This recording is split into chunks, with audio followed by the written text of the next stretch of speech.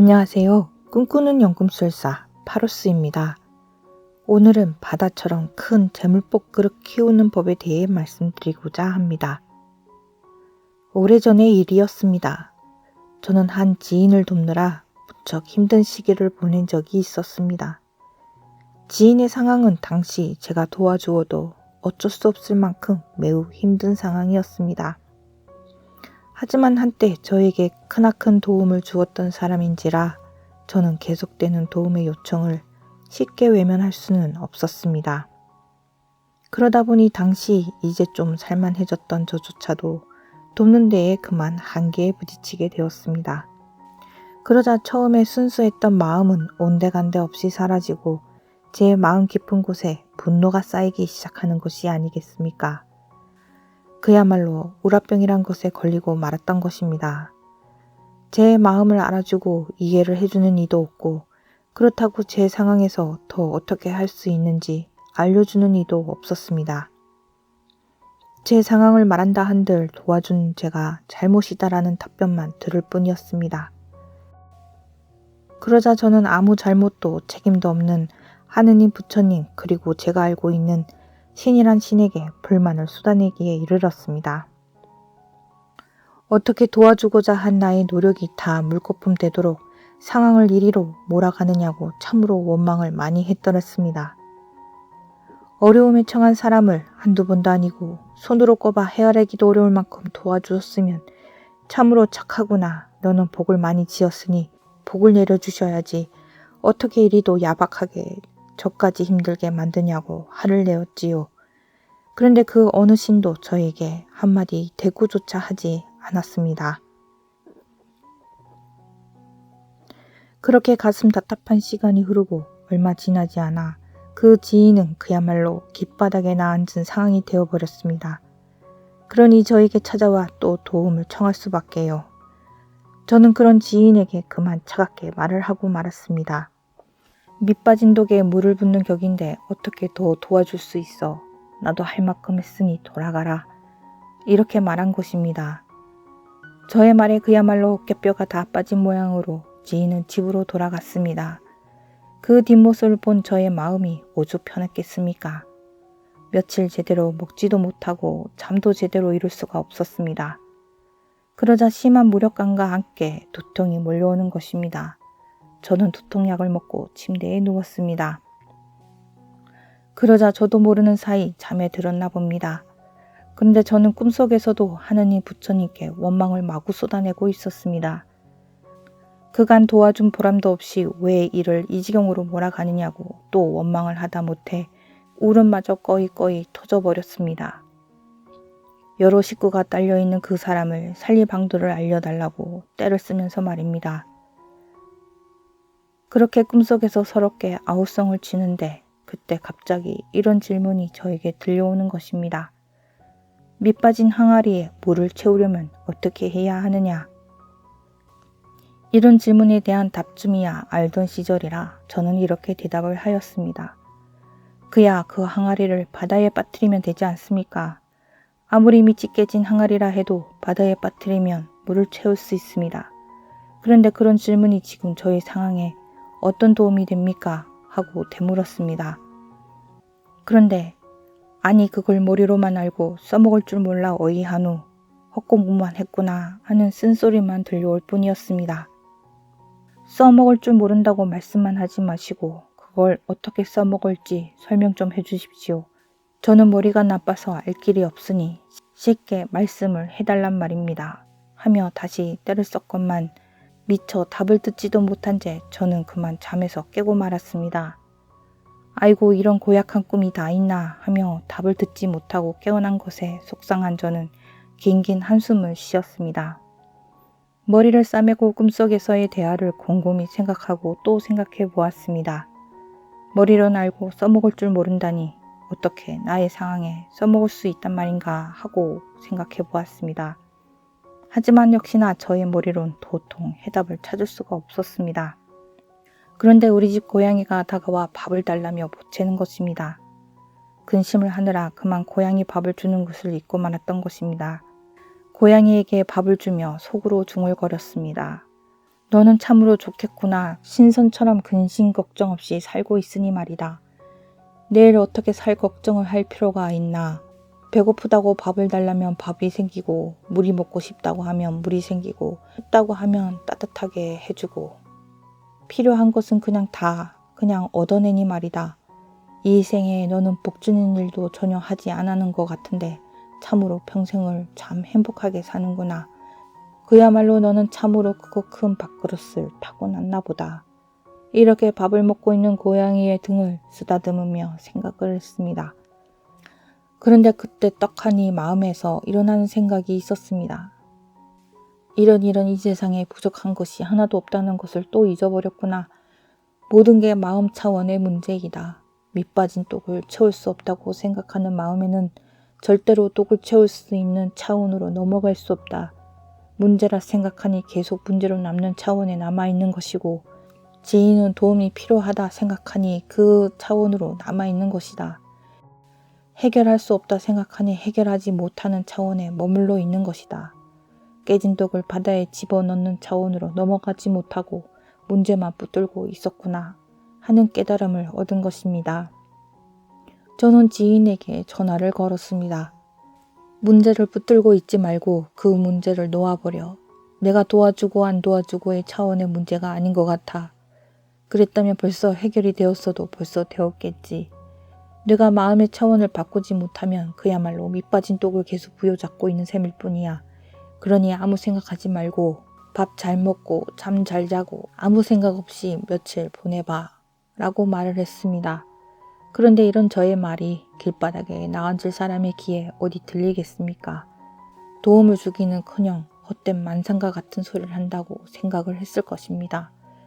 그런데 2주 정도가 지난 후에 지인으로부터 전화가 왔습니다. 처음에 저의 말을 들었을 때 만났었는데 더 이상 어떻게 할 방법도 없고 더 이상 손해볼 일도 없으니 저의 말대로 아무 생각 없이 가족끼리 모처럼 기분 좋게 며칠을 보냈다고 합니다. 그러자 죽고 싶다는 마음이 온데간데 없이 사라지더니 한결 마음이 가벼워지더라는 것입니다. 그리고 모였다 하면 싸움을 하던 가족들이 어찌된 영문인지 조금은 밝은 얼굴로 어떻게 할 것인지 의논을 하기 시작했다고 합니다. 그러자 몰랐던 해결 방법책을 알게 되고 서로 각자 할 일을 나누어 적극적으로 그 일에 집중하게 되었다고 합니다. 그랬더니 일이 순조롭게 풀리더라는 것입니다. 그리고 전에는 해볼 만큼 다 해보았다고 생각을 했었는데 문제를 풀 방법이 의외로 많다는 사실에 놀라웠다고 하는 것입니다. 그렇게 가슴에 큰 바위처럼 얹혀 있던 지인의 문제는 차차 풀려갔고 가족들 모두 각각 새로운 직장을 구해 다니기 시작해 저 또한 한숨 돌리게 되었습니다.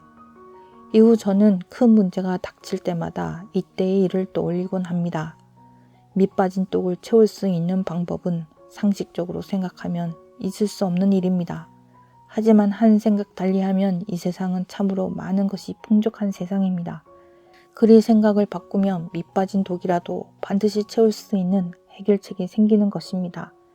그래서 언제나 해결책은 있으니 어려움에 닥치면 때론 그냥 믿고 내맡겨야 된다는 사실을 잊어서는 안 되는 것이었습니다. 다 마음먹기에 따라 모든 것을 한 번에 해결할 수 있는 방도가 반드시 생기게 됩니다.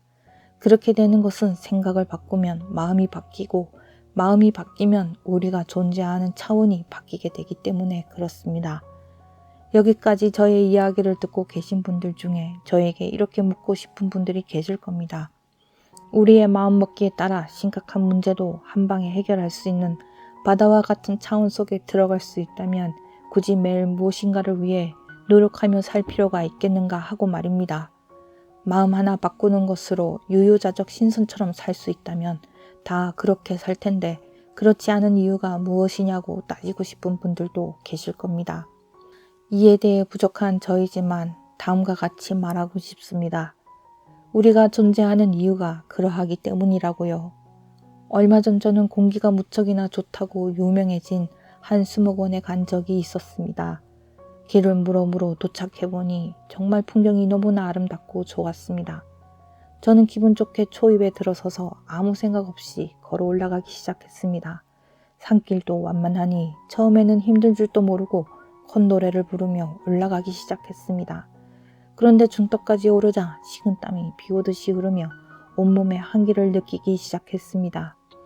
그제서야 저는 전날 밤 꼬박 밤을 새워 일했던 것이 떠올랐습니다.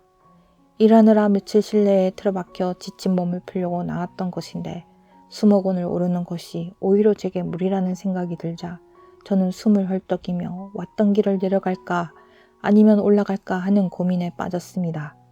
그냥 내려가자니 어렵게 찾아온 수목원인데 너무 아쉬움이 남을 것 같고 계속 가자니 높은 경사길에 자신이 없었습니다. 그때 저는 경봉 스님이 하신 말씀이 떠올랐습니다. 누구든지 성공하려면 소와 즉 작은 나의 고개를 넘어서야 한다. 나의 고개 즉 소와 망상에 빠져서 살면 성공도 큰 복도 절대로 나와 함께 하지 않는다.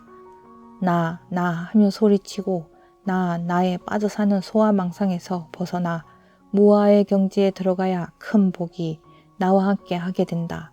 라는 말씀이었습니다. 경봉 스님은 넘어야 할 나의 고개, 이 무아의 고개를 아리랑 고개라 하셨습니다.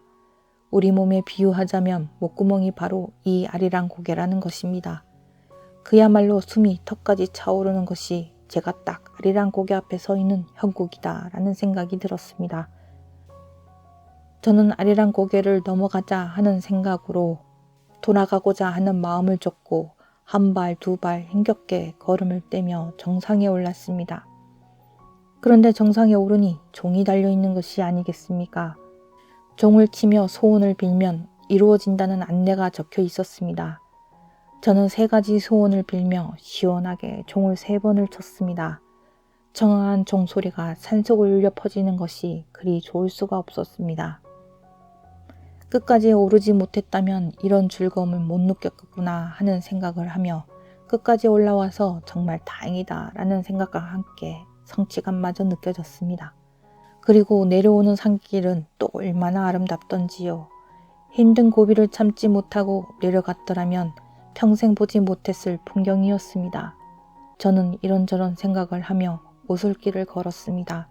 앞으로 어떤 목표를 세우고 그 목표가 가슴 절절히 이루고 싶다는 생각이 든다면 분명 이렇게 아리랑 고개를 몇 번이고 만날 것이다. 그리고 그 아리랑 고개를 넘어설 줄 알아야 목표를 이루었을 때 큰 성취감을 맛볼 수 있을 것이다. 그러니 진정 이루고 싶은 나의 꿈이 있다면 절대 앞을 막아서는 아리랑 고개 앞에서 잠시 실지라도 주저앉지는 말자 하며 굳게 다짐을 했더랬습니다.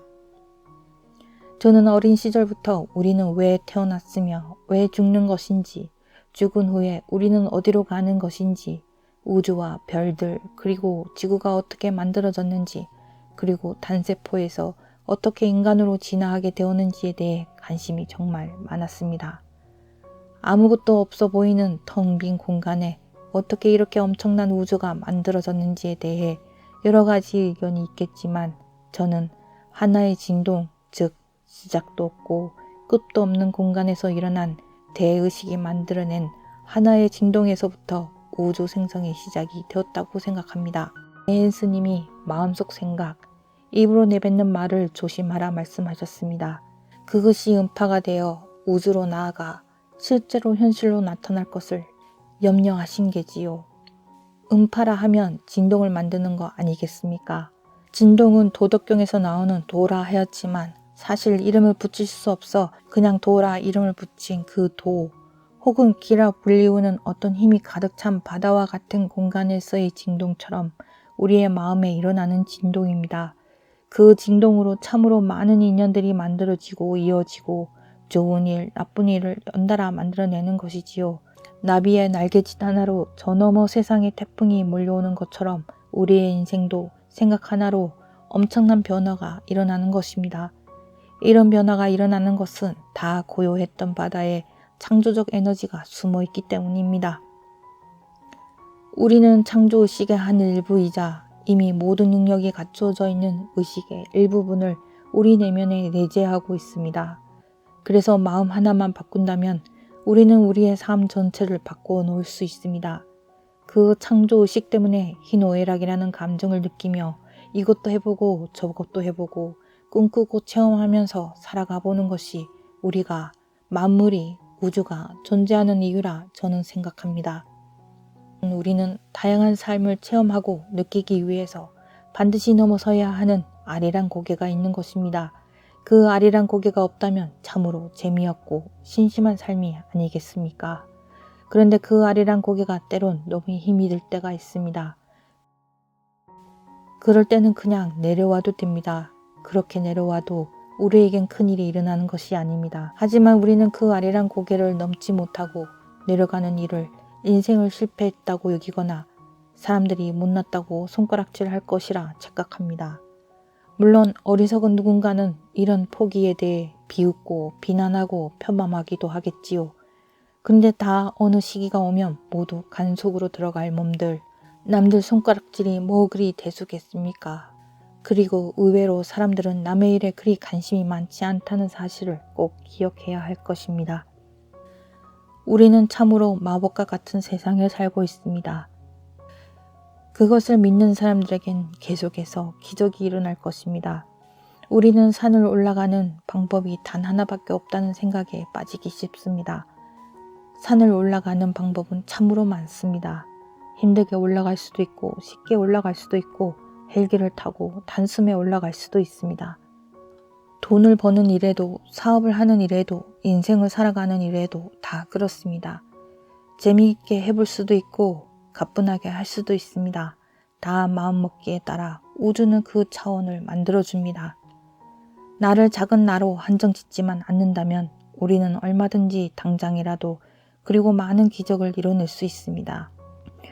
퍼내도 마르지 않는 큰 재물 그릇도 얼마든지 만들어낼 수 있습니다. 다 마음먹기에 달려 있습니다. 이렇게 말하고 보니 정리가 필요해 보입니다. 그래도 다만 한 분이라도 저의 마음을 이해해 주시고 불안한 마음을 내려놓고 편안한 마음을 가지시게 된다면 그것만으로도 이 글을 쓴 의미가 있으리라 생각해 봅니다. 아무쪼록 모든 분들 항상 건강하시고 매일매일 행복한 삶을 누리시길 기원드립니다. 감사합니다. 꿈꾸는 연금술사 파러스였습니다.